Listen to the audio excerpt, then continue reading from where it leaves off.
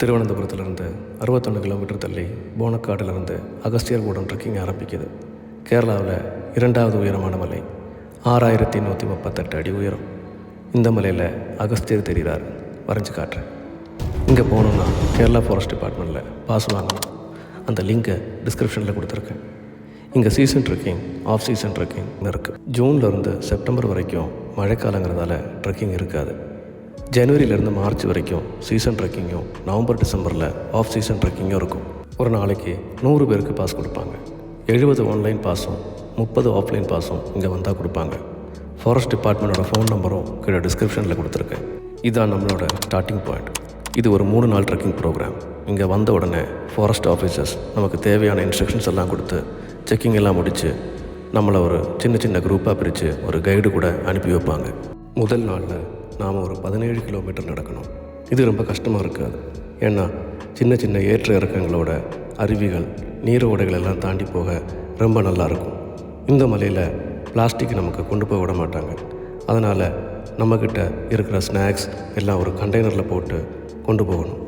ஏதாவது மிக தவிர்க்க முடியாத ஒரு பிளாஸ்டிக்ஸ் இருந்ததுன்னா அதுக்கு நம்பரிங் போட்டு 200 ரூபாய் சேஃப்டி டெபாசிட் கொடுத்துட்டு கொண்டு போகலாம். திரும்ப வரும்போது அந்த பிளாஸ்டிக் கவரை காட்டி அந்த பணத்தை நாம் திரும்ப வாங்கிக்கலாம். இங்கே வரும்போது உங்களோட முந்தின நாள் நைட் ஸ்டேக்கு விதிராங்கிற இடத்துல ரூம் எடுத்துக்கோங்க. இது காலையில் 8 மணிக்கு போனக்காடு ஃபாரஸ்ட் பிக்கப் பாயிண்ட்டுக்கு போகிறதுக்கு வசதியாக இருக்கும். ரூம்ஸும் இங்கே ரொம்ப அஃபோர்டபுளாக கிடைக்கும். விதிராலேயே பிரேக்ஃபாஸ்ட்டும் லஞ்சும் பார்சல் வாங்கிக்கோங்க. ஏன்னா பேஸ்காம் போய் சேர சாயங்காலம் ஆகிடும். தேவையான ஸ்நாக்ஸு, சாக்லேட்டு, ஜூஸு, நட்ஸு எல்லாம் கையில் வச்சுக்கோங்க. ஒரு வாட்டர் பாட்டில் இருந்தால் போகிற வழியிலெல்லாம் தண்ணி பிடிச்சிக்கலாம். இந்த மலையில் ஆயிரக்கணக்கான மூலிகை, செடி, கொடிகள் இருக்கிறதுனால இங்கே உள்ள நீரும் சரி, காற்றும் சரி மருத்துவ குணம் வாய்ந்ததுன்னு சொல்கிறாங்க. ஜனவரியிலேருந்து மார்ச் வரைக்கும் போகிற சீசன் ட்ரெக்கிங்கில் வரும்போது 1800லேருந்து 2700 ரூபா வரைக்கும் டிக்கெட் ஃபீஸ் இருக்கும். இதில் ஒரு நாளைக்கு 100 பேர் மேலே ஏறுவாங்க, 100 பேர் கீழே இறங்குவாங்க. அப்படி பார்த்தா பேஸ் கேம்பில் தங்குற இடத்துல அட் அ டைம் 200 பேர் இருப்பாங்க. இந்த பேக்கேஜில் உணவு நாம் காசு கொடுத்து தனியாக அங்கேருந்து தான் வாங்கணும். நவம்பர் டிசம்பர் மாதம் போகிற ஆஃப் சீசன் ட்ரெக்கிங்கில் போனால் ஃபீஸு 4000 ரூபாயாக இருக்கும். இதில் 100 பேர் மேலே ஏறினா 3 நாள் கழித்து அவங்க திரும்பி இறங்கினதுக்கப்புறம் தான் அடுத்த 100 பேர் ஏறுவாங்க. அதனால் மேலே கொஞ்சம் நெரிசல் கம்மியாக இருக்கும். இந்த பேக்கேஜில் உணவு அவங்களே நமக்கு ஃப்ரீயாக தருவாங்க.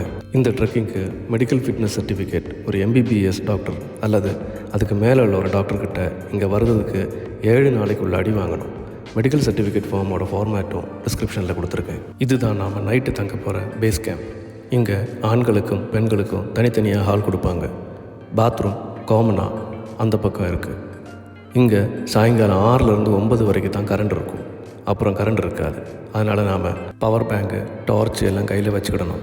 குளிர் அதிகமாக இருக்குங்கிறதுனால ஸ்வெட்டர், சாக்ஸு, மஃப்ளர், பெட்ஷீட் எல்லாம் கீழே இருந்து வரும்போது மழை பெஞ்சாலும் நனையாமல் கொண்டு வரணும். இங்கே நைட்டு குளிர் கண்டிப்பாக அதிகமாக தான் இருக்கும். மழை எப்போ வேணாலும் பெய்யலாம். ரெயின்கோட்டும் கண்டிப்பாக கொண்டு வரணும். நமக்கு இங்கே கிடைக்கிற உணவுக்கான பொருட்கள் எல்லாம் கீழே இருந்து தலையில் சுமந்து தான் கொண்டு வரணும். இங்கே கிடைக்கிற உணவு கஞ்சி, சோறு, புட்டு, பூரி எல்லாம் ரொம்ப டேஸ்ட்டாக இருக்கும். 14 வயசுக்கு மேலே உள்ள யார் வேணாலும் இந்த ட்ரெக்கிங்க்கு வரலாம். ஆனால் 14லேருந்து 18 வயசு வரைக்கும் உள்ளவங்களுக்கு அவங்களோட பெற்றோர்களோட சம்மத பத்திரம் ஒன்று வேணும். 2வது நாள் ட்ரெக்கிங் நாம் ஒரு 6 கிலோமீட்டர் நடக்கணும். இந்த ட்ரெக்கிங்கில் மதியம் 12 மணிக்கு முன்னாடி நாம் மலைக்கு உச்சியில் ஏறணும். அதுக்கப்புறம் காற்று வேகமாக வீசுறதுனால நம்ம 12 மணிக்கு எங்கே நிற்கிறோமோ அங்கேருந்தே நம்மளை திரும்ப அனுப்பிடுவாங்க. அதனால் நாம் ஒரு 11 மணிக்காவது மலை உச்சிக்கு போனால் தான் 1 மணி நேரமாவது மேலே நம்மளால் செலவு பண்ண முடியும். காட்டுக்குள்ளே போகும்போது நமக்கு வழி தவறாமல் இருக்க அங்கங்கே இப்படி மார்க்கிங் எல்லாம் போட்டு வச்சுருப்பாங்க. இருந்தாலும் ஒரு குரூப்போட சேர்ந்து போகிறது நமக்கு நல்லது. இங்கே போகிற வழியில் யானை, காட்டெருமை, கரடி எல்லாம் போனதற்கான தடங்கள் நம்மளால் பார்க்க முடியும். ஃபாரஸ்ட் டிபார்ட்மெண்ட் உரிய பாதுகாப்பு கொடுப்பாங்க. இருந்தாலும் நாமளும் கூச்சல் போடாமல், ரொம்ப கண்ணை பறிக்கிற மாதிரி சிகப்பு மாதிரி அட்ராக்டிவான கலர் ட்ரெஸ் போடாமல், காட்டுக்கு இணங்கின பச்சை மாதிரி லைட் கலர் ட்ரெஸ் போடுறது ரொம்ப நல்லது.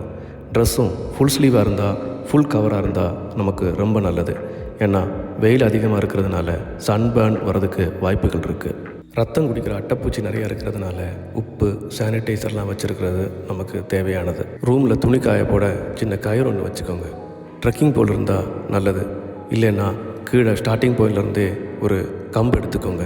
இந்த 2வது நாள் ட்ரெக்கிங் 6 கிலோமீட்டர் மேலே ஏறி 6 கிலோமீட்டர் கீழே இறங்கினா போதும்னு சொன்னால் கூட நேற்றைய ட்ரெக்கிங்கை விட இது கொஞ்சம் கஷ்டமாக தான் இருக்கும். ஏன்னா உருண்ட கற்கள், இடுங்கின பாறைகள், ஏற்ற இறக்கங்கள், செங்குத்தான பாதை எல்லாம் இருக்கிறதால ரொம்ப கவனமாக ஏறணும். மேலே கோவில் இருக்குன்னு பூஜைக்கான பொருட்கள் எதுவும் கொண்டு வர வேண்டாம். சோப்பு, எண்ணெய், பர்ஃப்யூம் இந்த மாதிரி எந்த ஐட்டத்தையும் நமக்கு காட்டுக்குள்ளே கொண்டு வர விட மாட்டாங்க. 3 நாளும் நாம் சோப்பு இல்லாமல் தான் குளிக்கணும். எல்லா ஐட்டத்தையும் அங்கே ஸ்டார்டிங் பாயிண்ட்லேயே நம்மகிட்ட வாங்கிடுவாங்க.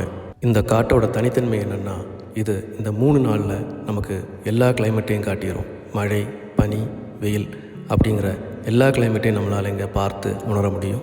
இப்படி கஷ்டப்பட்டு மேலே ஏறி வந்து தென் கைலாயத்தில் அகஸ்தியரை பார்க்கும்போது கிடைக்கிற ஒரு அமைதி, அந்த ஆனந்தம் எல்லாருக்கும் கிடைக்கணுங்கிறதுனால தான் இந்த வீடியோ. வாழ்க்கையில் ஒரு தடவையாவது இங்கே வந்து பாருங்கள். அந்த பயணம் மறக்க முடியாத ஒரு நல்ல இனிமையான பயணமாக இருக்கும்.